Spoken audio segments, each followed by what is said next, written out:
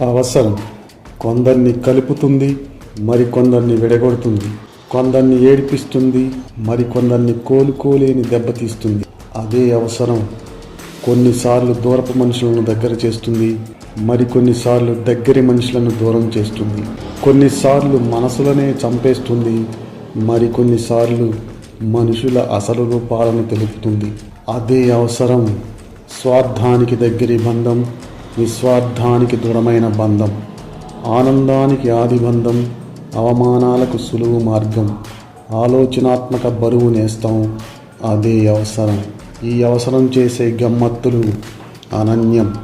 ఈ అవసరం చేసే ద్రోహం నమ్మకాన్ని విరిచిన శూన్యం. ఈ అవసరం ఆశించే స్వలాభం దుర్మార్గాలకు మూలం. ఈ అవసరం అతికించే స్నేహం అంతులేని ఆనందం. అవసరమనే రెండు వైపులా పదునున్న కత్తి ఆనందం పంచగలదు, ఆవేదనలో ముంచగలదు, సాయం అందించగలదు, సాయానికి దూరం చేయగలదు. కడుపుకి ఆకలి ఎలాగో మనిషికి అవసరం అలాగా. నిత్యం వచ్చే అతిథులు అవసరానికి మనిషిని వాడుకొని వదిలేసిపోతుంటారు.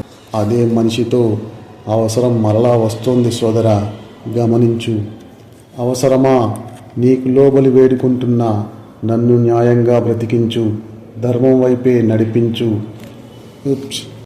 మన అవసరం తీరింది అంటే పుణ్యకాలం వచ్చినట్లే, పరలోక రాజ్యం సమీపించినట్లే.